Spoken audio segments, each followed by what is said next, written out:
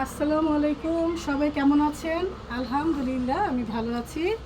দেখেন এই যে শাকগুলো, হেলেঞ্চা শাক না কি শাক বলে এটা, আবারও কত হয়েছে। এখন শাকগুলো তুলি।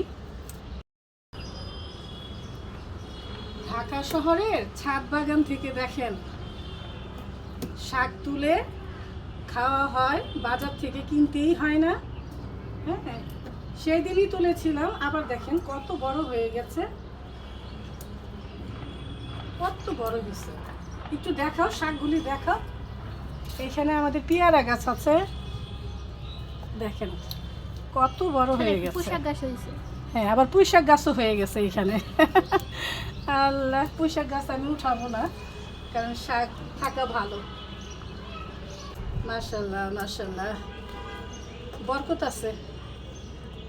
হ্যাঁ, এই যে দেখেন কতগুলো শাক হাতে, এক বেলা হয়ে যাবে না। এগুলো আমার। এগুলো তুমি তুলছো? হ্যাঁ। আর এগুলো আমি তুলছি। কতগুলো শাক, মাশাল্লাহ। পুঁইশাক গাছের কি অবস্থা! হ্যাঁ, আর এই দেখো কোথায় হয়ে রয়েছে এটা। হ্যাঁ, এই যে মাটির দিকে, এটা আমি ছিঁড়ে ফেলি না, ছিঁড়ে ফেলি, এটা খাওয়া যাবে। এটা এগুলো বেশি বড় হইতে দেওয়া যাবে না। কারণ এইটা তো দেখো কত বড় হয়েছে, দেখছো এটা কত বড় হয়েছে, দেখো। দেখেন আজকে পুঁইশাকও তোলা হচ্ছে, কারণ এত বড় হয়ে গেছে। কচি কচি পুঁইশাক দেখেন কত বড়, মাশাআল্লাহ। দেখেন আমাদের কত পুঁইশাক হয়েছে। ওই যে দেখেন আজকে ছাদ থেকে দুই ধরনের শাক তুললাম। এই যে একটা, আর এটা হচ্ছে পুঁইশাক। পুঁইশাক আজকে তোলার কথা ছিল না, কিন্তু এত বড় হয়ে গেছে তাই তুলতে বাধ্য হলাম। হ্যাঁ, ছাদটা ক্লিন করা হচ্ছে।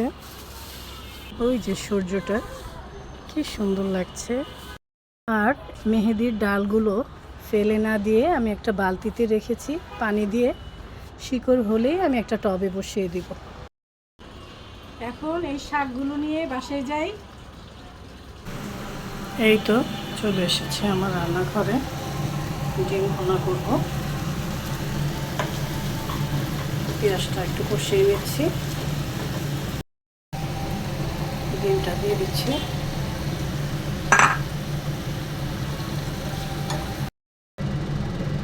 ডিম ভুনাটা হয়ে গেছে। আজকে বেশি করে আলুর ভর্তা করছি, আর রান্না করছি মুগের ডাল। মুগের ডাল বাগার দিব এখন, অনেকদিন পরে মুগের ডাল রান্না করছি। এই তো আলুর ভর্তা হয়ে গেছে, পেঁয়াজটা ভেজে নিচ্ছি, ডালে দিব, সাথে রসুনও দিয়েছি।